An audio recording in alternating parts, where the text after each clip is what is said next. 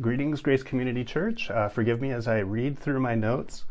There's a lot of material to cover between Exodus 37 through 40, and then also in Numbers 7 and Numbers 9. But I think we'll get through this. So, last time we discussed something called cosmic geography.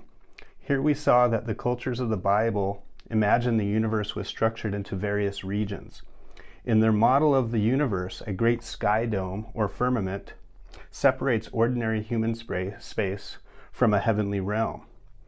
Next, we saw that the land of Eden also followed a similar structure, but with a twist.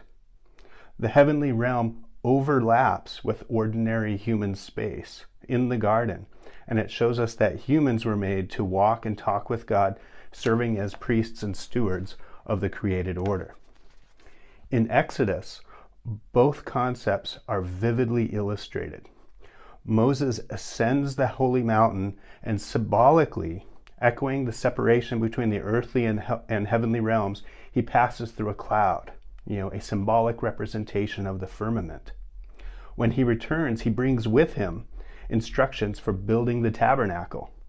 God has given Israel the blueprints for creating a miniature Eden here on earth.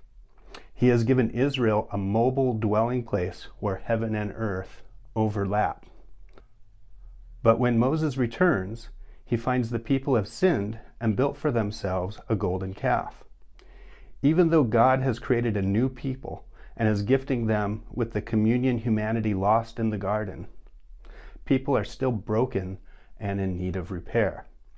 In Exodus, the sin of the people is flanked on one side by instructions to build the tabernacle, and on the other side, it is followed by the building of the tabernacle, and together these demonstrate the people's brokenness and the need for a system that allows a broken people to enjoy communion with God.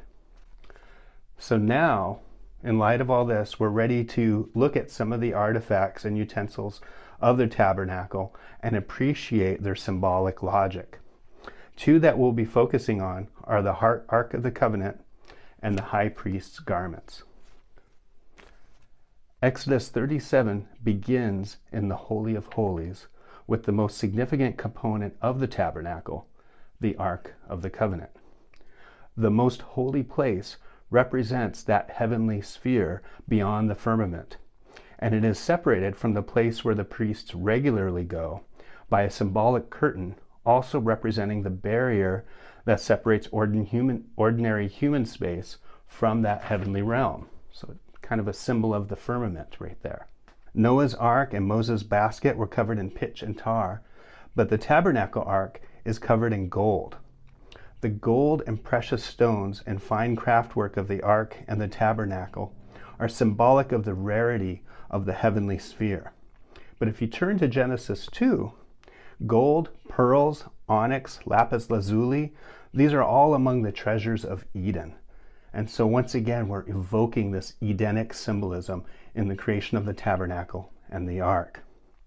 Like Noah's Ark, the tabernacle ark also has a cover. And here there is even more symbolism. First, on the cover of the ark are two cherubim with their wings outstretched, facing each other and looking toward the cover. Cherubim are frequently depicted as guardians that predict boundaries. They often appear alongside the thrones of gods and kings in ancient Near Eastern cultures. And you'll recall that when Adam and Eve are expelled from the garden, the Lord places cherubim to guard the tree of life. And so we have cherubim guarding the most holy place, a symbolic tree of life. Next, the cover of the ark is quite literally called the atonement thing. You'll hear it called the mercy seat or the atonement cover. It is the place of the atonement ritual. When the high priest enters the most holy place once a year, he sprinkled the blood of the atonement offering directly on the place where God sits enthroned. Finally, unlike the tabernacles of other cultures, there is no idol, there is no icon of God. He sits enthroned between the cherubim, and there is even more that can be said about this, but we'll leave that for a later time. The ark anchors the symbolism. Now let's briefly look at how other parts of the tabernacle support the same picture. The altar of incense. Once again, as Moses passed through the cloud of glory when he ascended Mount Sinai, the incense designates a holy boundary. The altar incense has this unique formulary and is symbolic of the cloud of God's divine presence. Next, we have the bread of presence. In other cultures, bread and gifts were given to the gods to appease them or to engage in some sort of quid pro quo exchange. In this scenario, rather than feeding or appeasing God, the bread of presence echoes hospitality rituals, similar to what we saw in Genesis 18 when the three angels come and visit Abram. In hospitality culture, a host is supposed to offer food for an honored guest. So the bread of presence is there being presented to Yahweh as an honored guest in the community. Next, there's the lampstand. It is also crafted with garden imagery, one of the many reminders that the tabernacle is a symbolic Eden. It represents the stars and constellations of creation on day 4, making it another boundary marker nestled within the firmament. Some traditions even consider it a stylized representation of the burning bush. Outside the holy place is the bronze altar. Very common in ancient cultures, the horns of the altar signify power and strength. The approach towards God begins at the altar. Unlike other ancient cultures, Israel has a covenant ethics. The later prophetic critique capitalizes on this. The sacrifices and offerings really mean nothing without repentance. And in many places, the prophets state that repentance would be preferred to sacrificial offerings. For instance, look at Hosea 6, verse 6, or 1 Samuel 15:22. Next, we have this inventory of materials that takes place. This inventory of all the materials that were contributed emphasizes accountability and integrity in the construction of the tabernacle.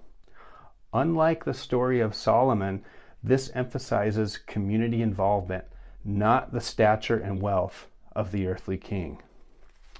And next we zoom in to the high priest and the clothing of the high priest. The high priest represents the nation of Israel, and this is built into the ephod that he wears. The whole nation is symbolically present when the priest performs his duties.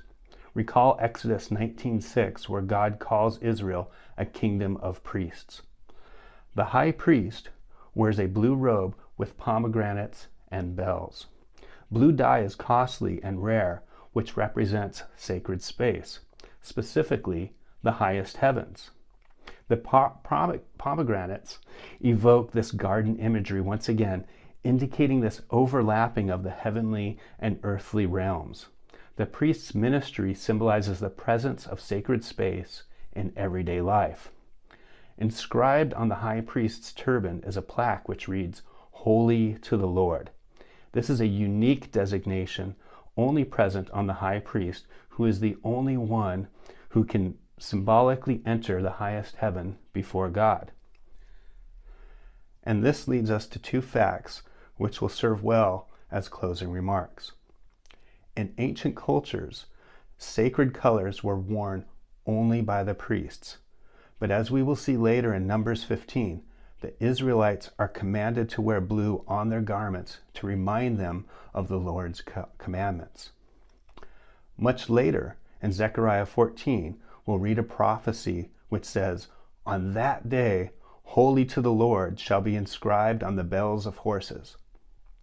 And then it continues, "Every pot in Jerusalem and Judah will be holy to the Lord."